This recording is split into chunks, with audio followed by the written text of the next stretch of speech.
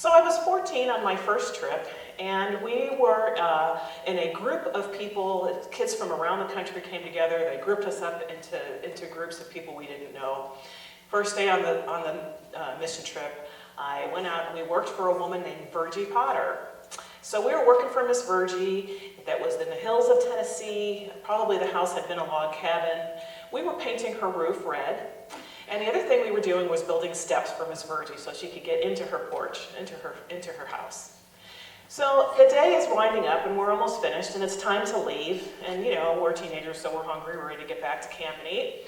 And we have Miss Virgie walk down the stairs and show off her brand new set of stairs.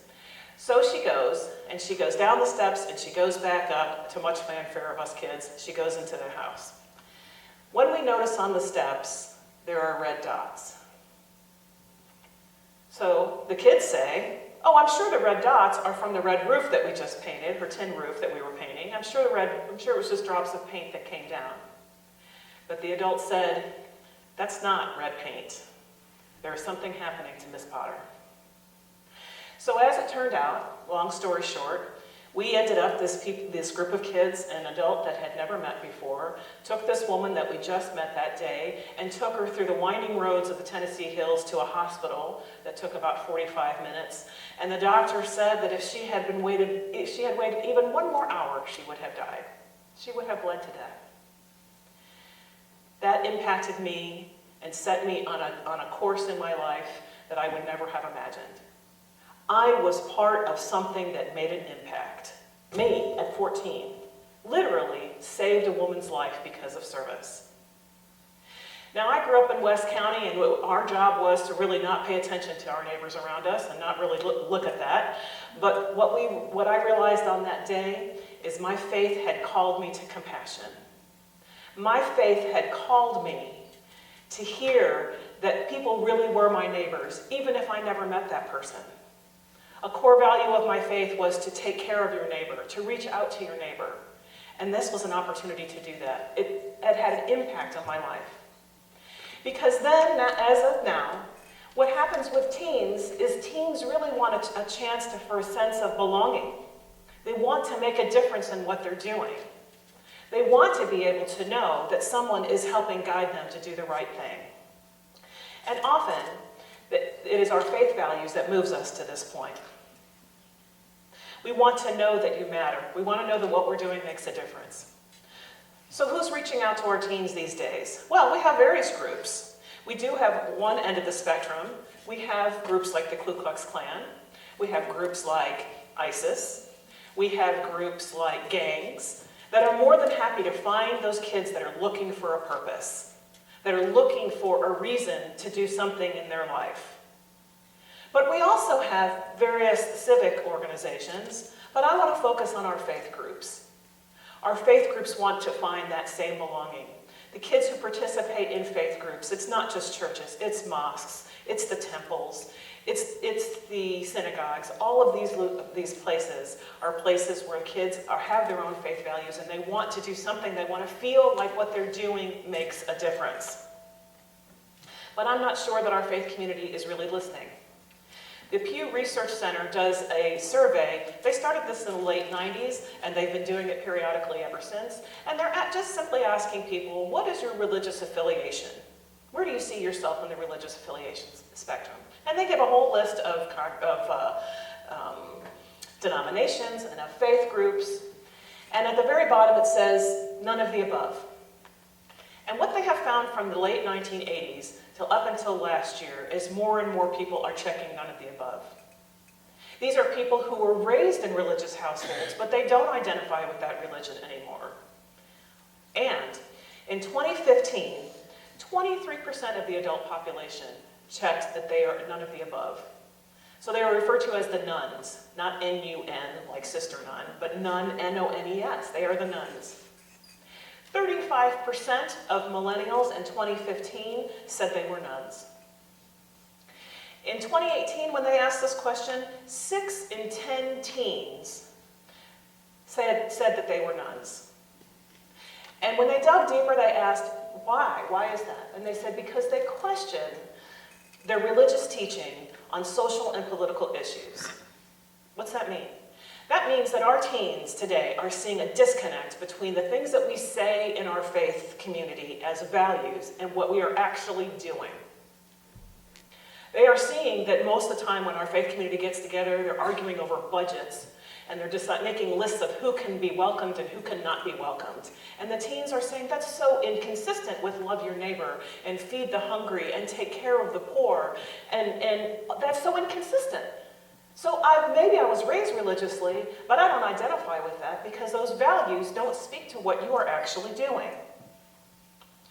You see, I don't know that we find enough, I think we have limited channels for teens to be their authentic self, to feed their passions, to use their creativity.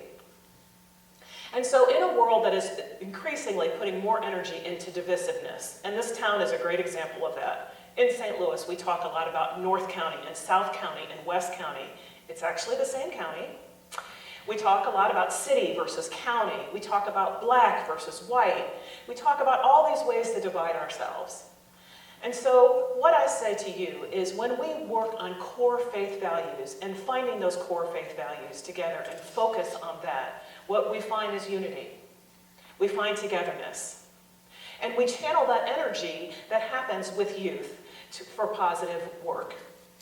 Because the truth of the matter is any social movement that happened for the benefit of society, happened because of young people, happened because of people in their 20s. The Reverend Dr. Martin Luther King was 26 years old when he started with the civil rights movement. The movement in Nicaragua to help people get their land back and be self-sufficient with the Sandinistas, those were all late teen, early 20s folks. The Arab Spring was all people in their 20s, finding a way to navigate the new world with their own core faith values, that it's about taking care of your neighbor. Even in Ferguson, the movement to making things better in the unrest in Ferguson was youth, local youth, saying, I got to use my energy and my faith values. And so this is why I felt called to start Interfaith Quest. I have been doing interfaith work for well over 15 years. I have been doing community work for longer than that. And that community work has looked like working for women like Virgie Potter, helping people in the hills of Tennessee. It's also looked like working in the urban core of St. Louis. It has looked like working in the hills of Costa Rica to help families create their own kindergarten, to create their own health center. And how do you do that? The secret to project planning is listening. We are losing that art.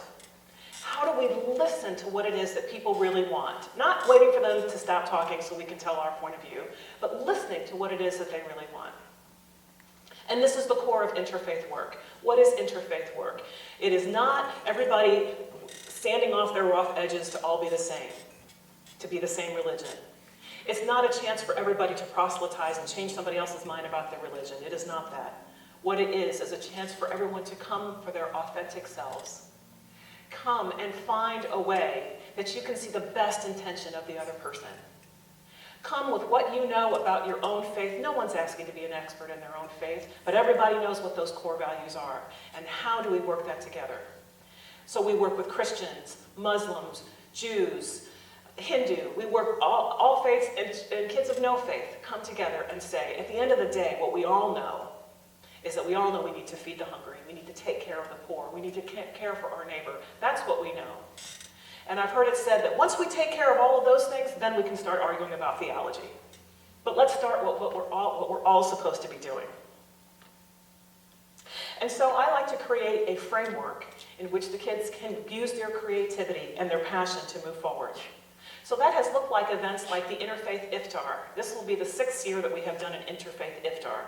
And what that is in the month of Ramadan, when our Muslim friends are fasting all day, you break the fast with an Iftar dinner.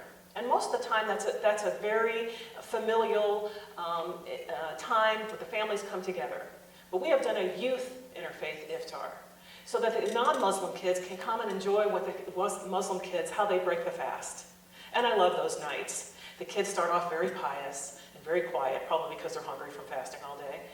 And then they pray and they break the fast, and then they're all kids. And everybody's eating pizza together, and they're eating samosas, and they're having a great time and enjoying one another. And that's what it's all about. It's not about anybody changing their mind about their faith. It's really about just listening to each other and enjoying their authentic selves with each other. We've done houses of worship tours where we go and have the kids themselves give the tour of their own sacred space to their peers. And of course, because they're teenagers, we stop and eat at every stop along the way, right? So it's a lot of fun. And so why Interfaith Quest? Because the quest is that we are engaging, authentically engaging, face-to-face, not screens, not over social media, but we are engaging with each other as true human beings. That we are experiencing, we have a chance to experience each other's perspective and understand in those shared experiences what it is that a community is all about. And we explore what other people's faith values tell them. We explore whose sacred text says what. And I'm not a theologian, and I haven't studied theology, but I'll say that in my 15 years of doing interfaith work, I have yet to find somebody's sacred text that says, if you could be a little more hateful to other people, that'd be a good idea. If you could find a way to make sure that the hungry stay that way, that's all we're about. I haven't heard anybody say that. And so when everybody realizes that they come together and are on the same page, it's beautiful. And so I would say the biggest challenges are that a lot of times the parents are nervous. See, I think interfaith work is generational. I think the older generation sees interfaith work as healing old wounds. And I think the younger generation says, it's not just enough to be sitting next to somebody of another faith. That's how I spend my school day. I want to dig deeper. I want to know what that is. Parents are nervous because they feel like a kid has to be really strong in their faith to participate, because they might change their mind. And so Rabbi Shook, who is a rabbi at Temple Israel, he's a rabbi emeritus at Temple Israel, has said before, religion is not a virus. Just because you're exposed to it doesn't mean you're going to catch it, right?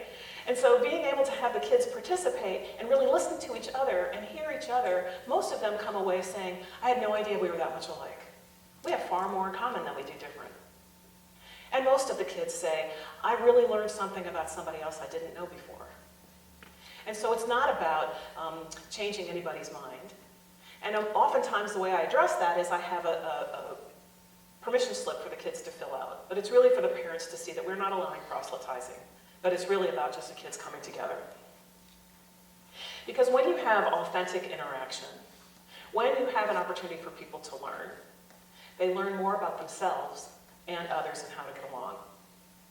Because when we engage, we connect with each other better. When we have shared experiences together, we bridge what divides us. And when we explore our shared values, we discover a common purpose together. And that inner strength is where leadership begins. So what's the end result of all of this work? Well, we see a world in a more positive light. We discover our best selves. We build unity and togetherness because we're based on common things together. We see a call to action not just as a random paint on steps for an excuse to not have to engage and walk away, but to see those red dots on that step of what they really are. A call to compassion, a call to care for our neighbor. Because in the end, that's what's going to save us. And in the end, that's the strength that strengthens our teens to be the leaders that they were intended to be. And that is what a hungry city and a hungry world is calling out for. Thank you.